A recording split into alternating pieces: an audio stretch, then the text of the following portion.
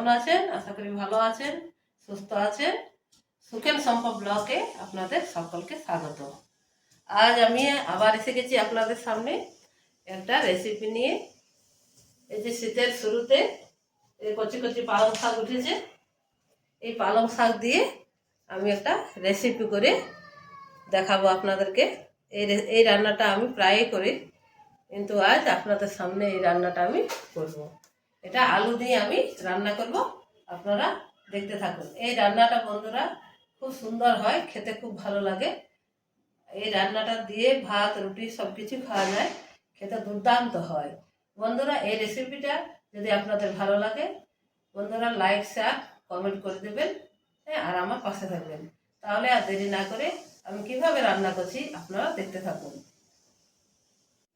বন্ধুরা আমি পালক শাকগুলো খুব সুন্দর করে ধুয়ে বেছে রেখেছি।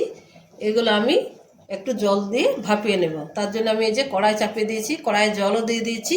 এগুলো আমি কেটে একটু জলে ভাপিয়ে নিচ্ছি।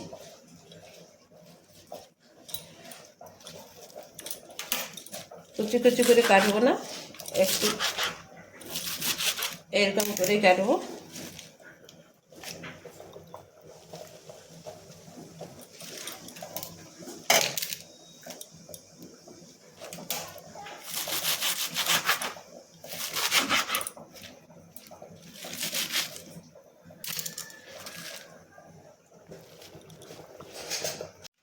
এগুলো আমি কেটে ভাপিয়ে আপনাদেরকে দেখাচ্ছি। এই দেখুন আমি এগুলা জলে একটু ভাপিয়ে নিচ্ছি। এই কিছুক্ষণ রেখে এগুলা নামিয়ে নেব। বন্ধুরা 1 মিনিট রেখেছিলাম আমি। এই দেখুন এবার আমি তুলে নিচ্ছি।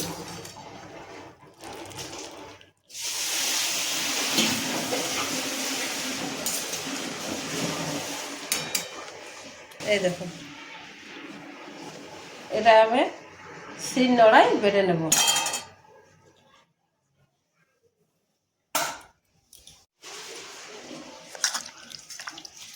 বন্ধুরা আমি দুটো আলু এইরকম সাইজ করে কেটে নিয়েছি। এগুলো আমি এই জলের মধ্যে ভাপিয়ে নিচ্ছি।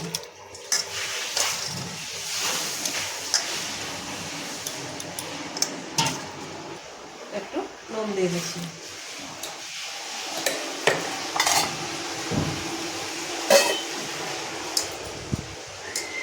বন্ধুরা আলুটা সিদ্ধ হতে হতে আমি এই যে পালং শাকটা ভাপিয়ে রেখেছিলাম, ঠান্ডা হয়ে গেছে। এটা আমি আবার শিলনোড়ায় বেটে নিচ্ছি।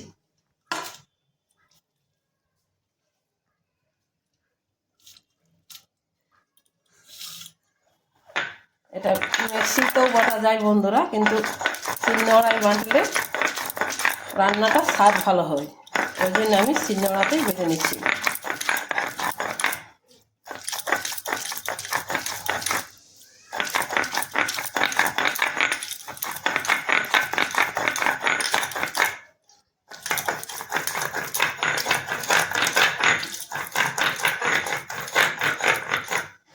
আমি বেটে নিয়ে আপনাদেরকে দেখাচ্ছি।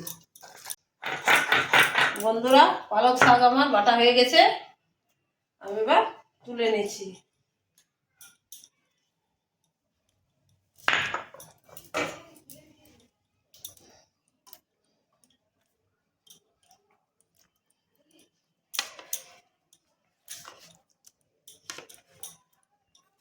এই দেখুন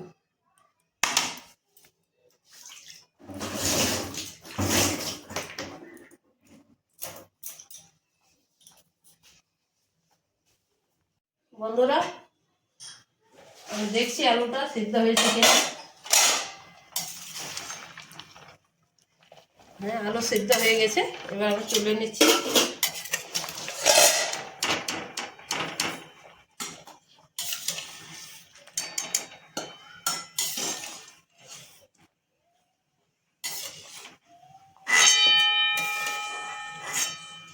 এই দেখুন বন্ধুরা আলুটা সিদ্ধ হয়ে গেছে ভালোভাবে।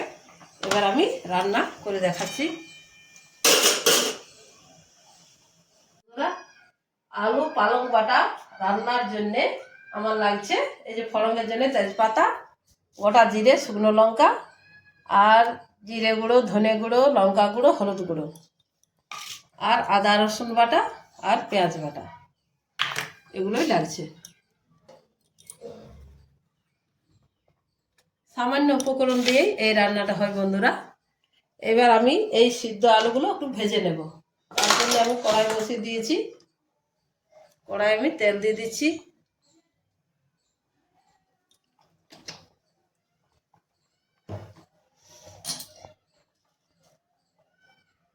একটু হলুদ দিয়ে দিচ্ছি।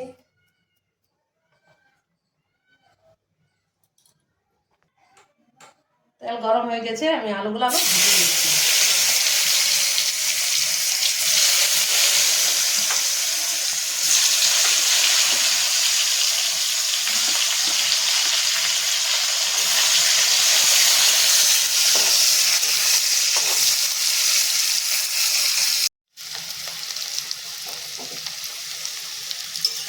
বন্ধুরা, আমি আলুগুলো লাল লাল করে ভেজে নিয়েছি, এবার তুলে নিচ্ছি।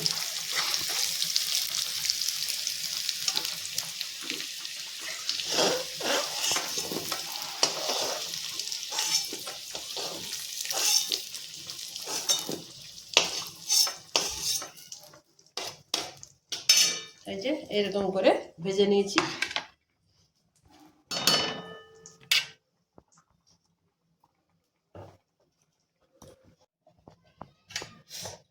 আলু ভাজার তেলে আমি একটু তেল দিয়ে দিচ্ছি।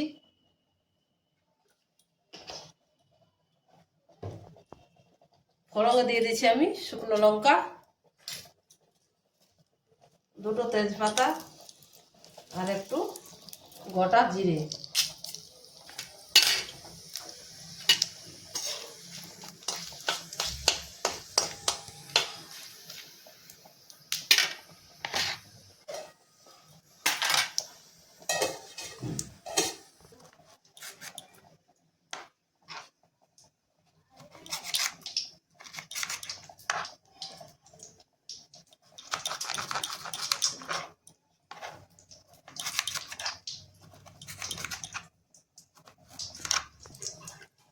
এবার আমি দিয়েছি রসুন বাটা,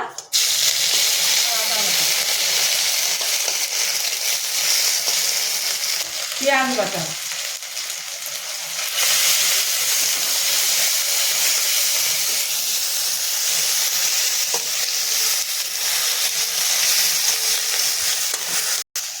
টমেটো কুচি দিয়ে দিচ্ছি।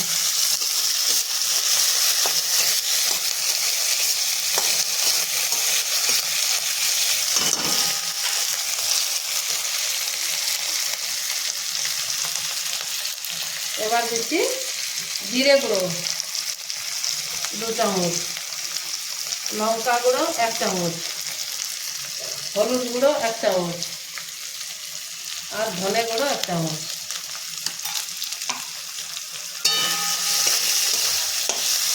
এগুলো ভালো করে আমি কষিয়ে নিচ্ছি।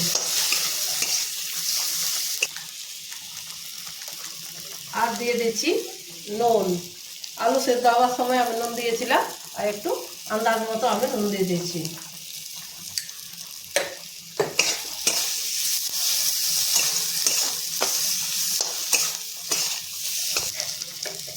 আর একটু দিয়ে দিচ্ছি চিনি।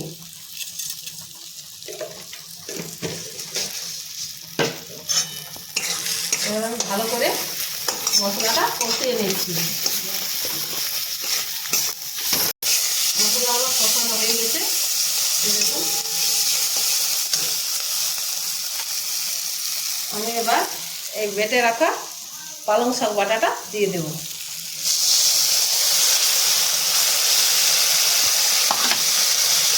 এটা দিয়েও আমি ভালো করে কষিয়ে নেব।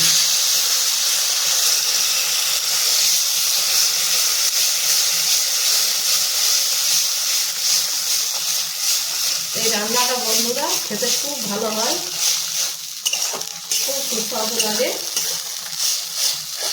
এই রান্নাটা একবার অন্তত বাড়িতে বানিয়ে খাবেন। আমি যেভাবে বানালাম সেইভাবে দেখবেন বন্ধুরা, খেতে কত ভালো লাগবে।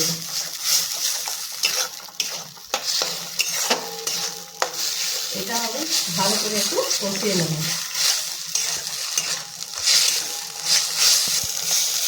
বন্ধুরা, আমার এই মশলার সাথে পালং শাক বাটাটা কষানো হয়ে গেছে। এবার আমি ভেজে রাখা আলুগুলো দিয়ে দেব।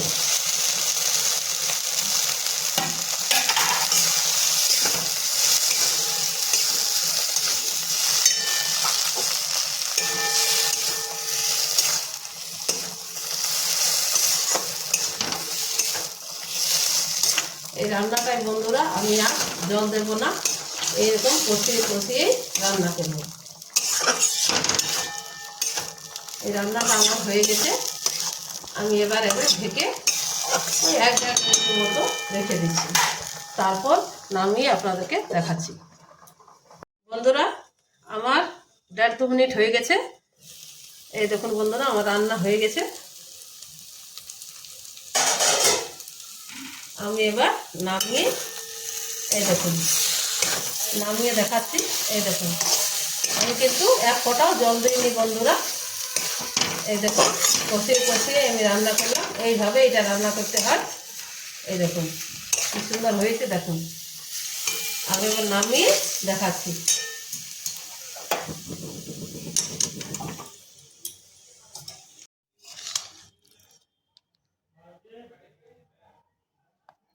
এই দেখুন বন্ধুরা,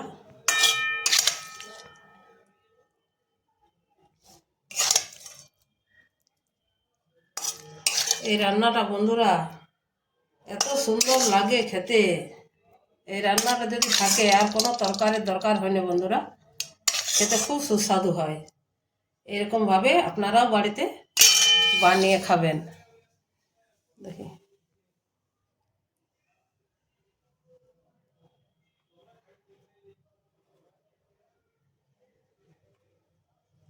এই দেখুন বন্ধুরা, আমার রান্না রেডি।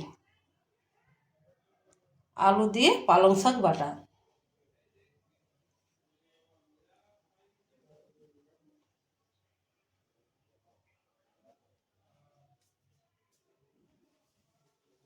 বন্ধুরা, আপনারা তো প্রথম থেকে শেষ অবধি দেখলেন আমি কিভাবে রান্না করলাম পালং শাক বেটে। আপনারাও বাড়িতে এভাবে একবার রান্না করে দেখবেন বন্ধুরা, খেতে খুব ভালো লাগে, খেতে খুব সুন্দর হয়। হ্যাঁ, আমার এই রান্নাটা যদি ভালো লাগে বন্ধুরা, লাইক শেয়ার কমেন্ট করবেন। আর আমার নতুন রেসিপি পাওয়ার জন্য চ্যানেলটা সাবস্ক্রাইব করে দেবার অনুরোধ রইল। হ্যাঁ, আপনারা ভালো থাকবেন, সুস্থ থাকবেন। দেখা হচ্ছে অন্য কোনো দিন অন্য একটা রেসিপি নিয়ে। ততক্ষণে বিদায়। আপনারা ভালো থাকবেন, সুস্থ থাকবেন। টাটা।